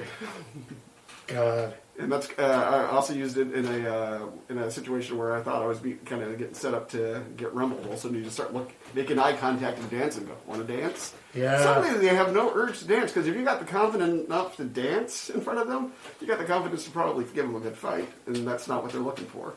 I remember Mike Summers once. He got backed into a corner and he took the potato chips out of his bag and he started smashing them on his head. And they left him. They're like, well, I used to work at Schindler's downtown, the newsstand. oh God, yeah. And it was one of my first jobs in town because it allowed me to work like other whenever I needed to work a show. Yeah. Plus, it kept me supplied in comics, and I was also a expert in Magic the Gathering because I used to play the game with its inventor because he was a professor at my college. Oh, so wow. It was a great place for me, but it was also on the tail end of Murderopolis. And Yeah. This was downtown, and Yeah. I figured from my previous clerking experience that it's one of the survival techniques is to make the customers think you're far more insane than they are. Yeah. And I used to, they had a crowbar there that they used to use to open big boxes and stuff, but I kept it behind the counter and I wrote on it, "Be cool." And I called it the cool stick. And whenever anybody was starting anything, just slam it against this counter. That it was one of those counters that could come up so people can get through. So get a nice double slam. The goal is to get as much height off it, and you just slam it. Be cool. And then everybody got real cool real quick. Yeah, I remember that Schindler that'd get knocked off every once in a while. I do remember that. Well, people could also come in and try to sell pawn stuff, you know. And the first thing that goes when you start becoming addicted to crack is your ability to negotiate. Because people would come in and like, hey man, I want to buy a little TV. And they have like a little portable TV. He's like, I'm not going to buy a hot TV off you. He's like, come on, $65. I'm not buying a hot TV off you for your crack habit. Okay, 3. Three. And it was okay. All right. 3. So we were talking about forming our own magazine at the time because that was back when magazines were a viable medium, and it was like one of our big sellers was High Times because it was it was a market that appealed to a illegal crowds. Can we make crack times? You know, it was like we'd have one of the latest in crack fashion, which is just people wearing like 18 scarves. The price of the magazine would be $42. Okay, 2. God, those are Crack turn-ons and turn-offs. There's so many now. There's drugs like that too with meth and everything. But boy, I just don't remember drugs that would take you out like that. Cocaine when that first came in, that hit people pretty hard. But boy, we didn't have those designer.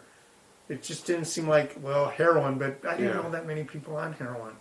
Thank goodness. It wasn't really in my crowd. And heroin's never had an appealing. What does it make you do? Oh, it makes you feel good and sleepy. He's like, nah. Yeah, but there wasn't like that stuff that's out there even now. That was the crack was kind of the first thing that came down the pike. That was one of those drugs that really, boy, it just hit like a brick. The whole population. Well, in London, I remember throwing a guy out of a phone booth because he was smoking crack, and I'm like, oh man, because I just smelled burnt plastic. Yeah, bus stops, you'd stand there and you go, and all of a sudden you feel like your life was in danger. And it's like, you could be standing at a bus stop just kind of normal, and all of a sudden you'd smell that and you'd go, okay, now I've got to start looking for the exits. It's like, because things could go sour really fast. Ran into George Clinton in the middle of a crack fest and helped him get back to his venue, and I found him walking down Nicollet Mall. Oh boy! He's like, don't you have a show tonight? Yeah, and I have no idea where I am. Oh no! So that's how I ended up becoming a member of Parliament Funkadelic for a night. Nice. Oh, well earned. Yeah. I on the 23rd of October, I started our 60th cult of the month, which was OnThe.One, which is a funk-based cult. Are you familiar with OnThe.One? No. James Brown taught it to Bootsy, and it's what kind of made James Brown music, because most music was on the four, you know, da da da dun da da da dun. Okay. James Brown wanted on that one. He wanted bam dun dun dun, bam dun dun dun, bam dun dun dun. On the one. Because when Bootsy started playing with him, he was a young guy. Because James Brown had fired his other band because they wanted more money. So he brought in this young band, and he just said, like, "You're doing too much. You're doing too much. You're giving me too much. I just need the one." And he's like, "What? I just need the one." And he kind of explained to him in his own way the one. And that became a staple of funk that Bootsy then brought into Parliament Funkadelic and explained to George Clinton. And that became kind of the basis of the theology, is the one is the unity of us all. Mm-hmm. And by defining where it is placed, it gives action at the beginning instead of termination at the end. So I started the cult on the one, and I also bought a website on the.one, which right now is just going to a Discord server, so I can just use it to host different things. Yeah. Oh, that's really cool though, because you can hear it once you say it. Yeah. And you hear it in a lot of music. It's really, boy, that's influential in a lot. You know, that's really come down the pipe. Yeah, I'm in a deep love of funk. And I kind of consider it kind of more in the cosmology of it, kind of a base state of being, kind of like liquid solid plasma funk. Yeah. George Clinton's origin story starts with his mama thinking that she just had a poop real bad, and he was literally born in an outhouse. And she just thought she had a poop, and out came George Clinton. So he was born in the funk. Yeah. And one of the universes that I'm building that may become the basis of an animated series deals with the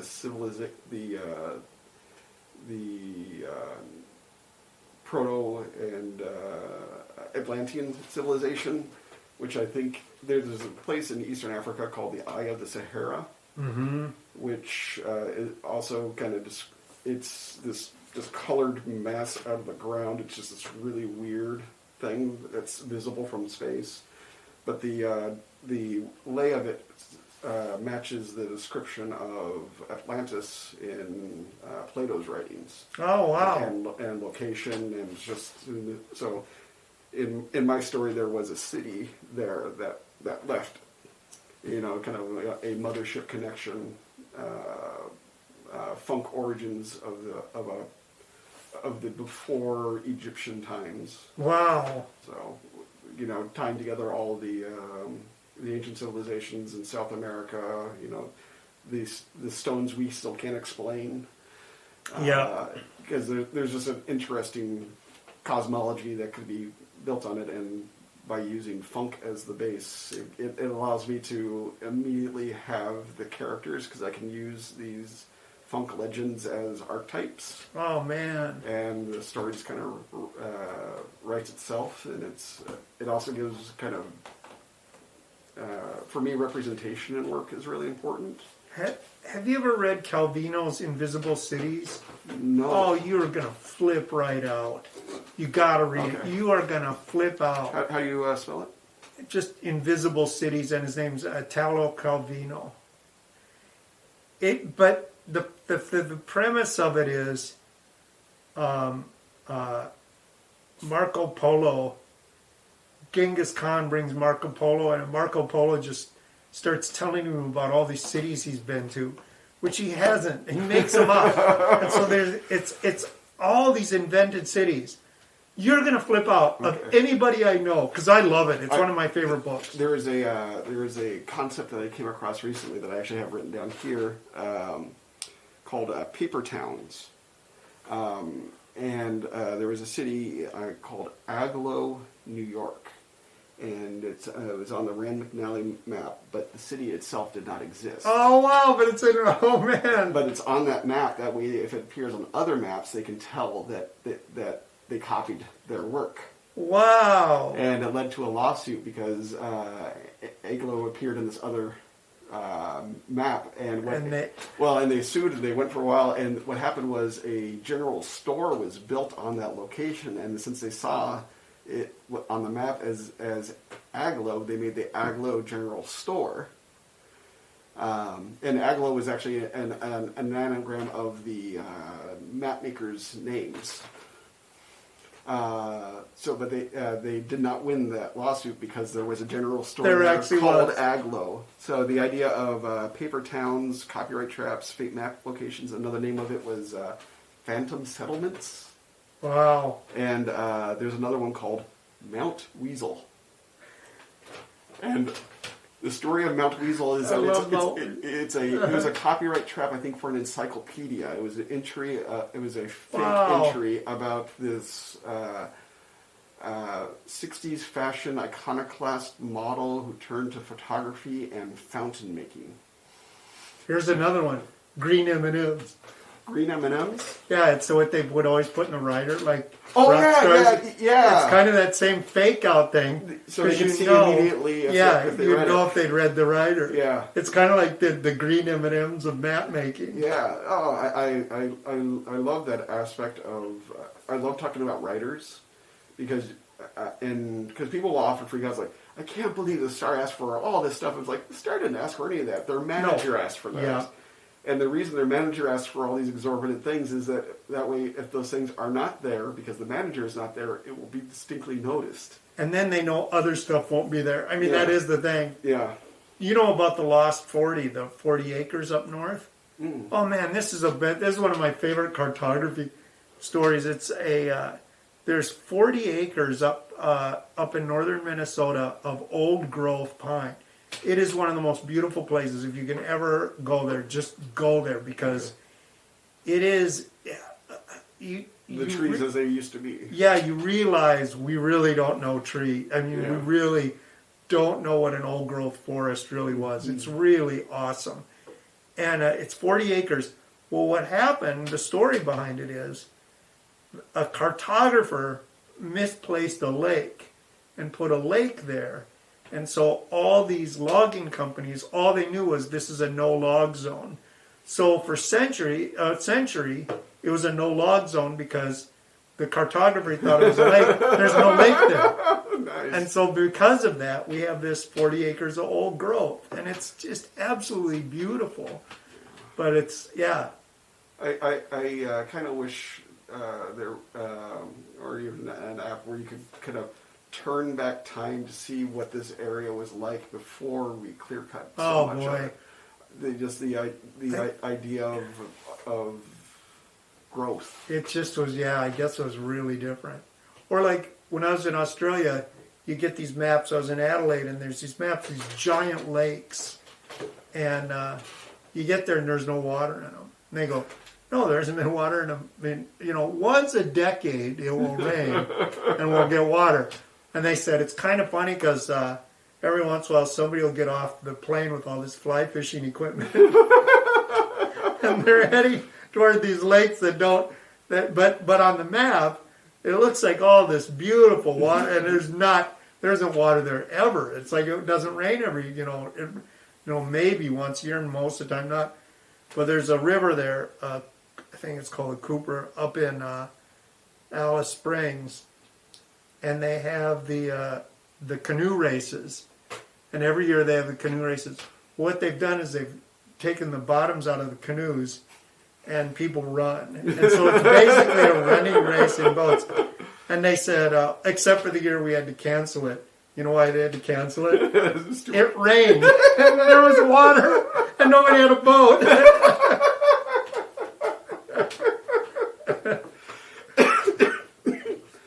Oh, I love when communities just take things and run with it. It's what we got. Yeah. It's like, all right, we're gonna make it our own. We always wanted a boat race. I remember we were in Madison, Minnesota, where it was the lutefisk capital of the world. I remember that. And that's when I discovered the joy of vodka and Sundrop. Oh, God.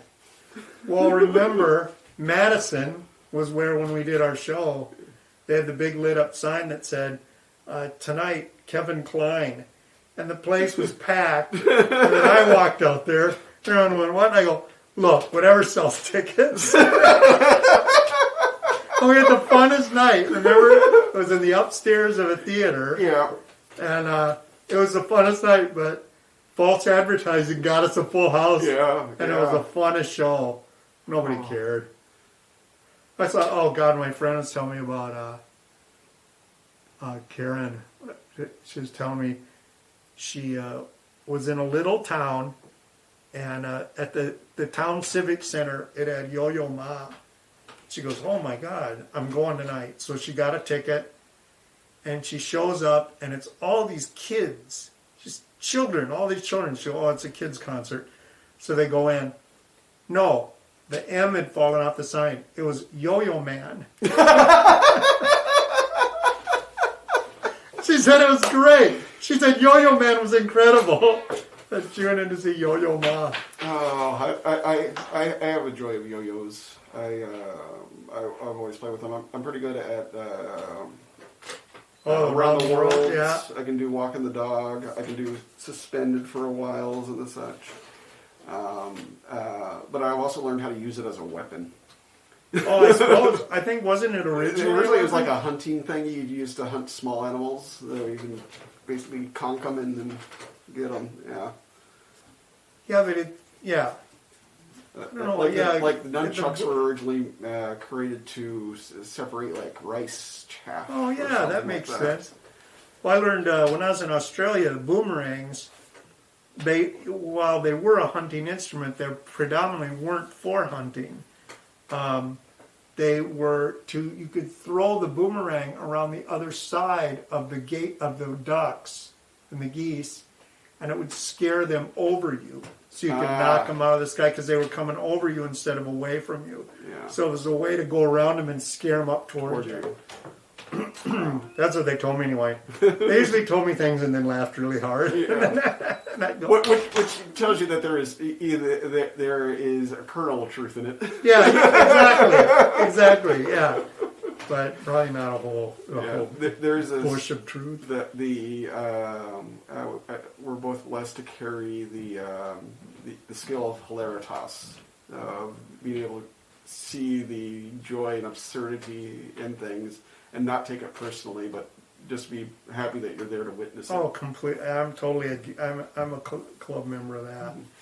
Yeah, I think that's because even when something is true, if it's hilarious, it should get to live on that. Exactly, and that's how a lot of comedy, and that's how a lot of people are coping with things like Yeah, the irony of it. Yeah, or the opportunity to name things. In the last, they let the internet start to name things, which has been a dangerous thing. That's how you end up with a boat named Bodie McBoatface. Oh, I love that one. Yeah. Then they wouldn't let him have it. They voted it in. Yeah. My recent joy is discovering in Scotland they have names for all the snowplows.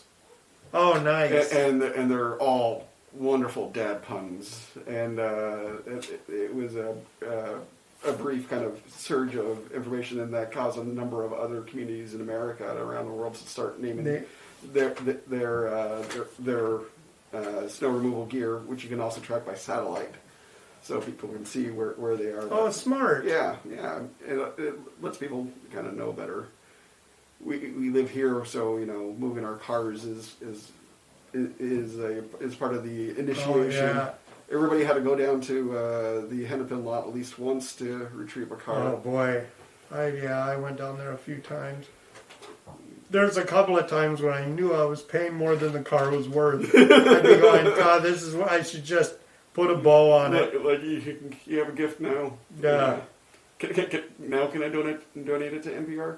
Dear NPR, I'm donating my car. Here's where it's at. Yeah, that would have been a good idea. Oh, I'm gonna be probably donating my motorcycle. Yeah. Yeah, it's at 22,995 miles, and my lucky number is 23, and I don't want to push it beyond that. It's like I am cashing out of my motorcycle days because That's probably a good idea. I felt guilty whenever I was riding because I have a child. Yeah. And no matter how good of a rider I am. No, it's not. And things really changed. Like I was there during the time when cell phones came in, and things really changed a lot when that happened. On 3 occasions, I have reached into vehicles, taken the phone out of their hand, and thrown it. Oh boy. 2 of the times I was in my full motorcycle gear, and I have shield patches on my shoulder, which look like government. Yeah. So, and the 2 times that I did it in the U.S., the first time I did it was as a pedestrian in the U.K. when somebody almost killed me. And the 2 other times was I was on a motorcycle and somebody on their cell phone, just completely oblivious. And they were so oblivious that I was able to approach them on a motorcycle, and they didn't reach in, grab their phone, and throw it. And I was like, "You almost killed me." And that happened. Yeah, that happened a lot. You had to put that shock of embarrassment into a person, and I hope that person, improved it because it's just a matter of time before they. No, it's true. Yeah. Yeah, and I don't want. Again, I want to be a storyteller and not a life lesson. No, stay out of the statistics. Yeah. The flashbacks of everything my mom's saying, and again, my accident right before meeting my dad. No, there's different parts of the paper you want to be in. Yeah. I've been in many parts of the paper, and there's one I'm desperately trying to stay out of. There's Well, I might have to wrap her up this time. I really appreciate you, and thank you for joining us for this 2-hour conversation. Oh, is that how long ago? Oh boy. Yeah. I love talking with you, and my life is so much better with you in it. Likewise, my friend. All right.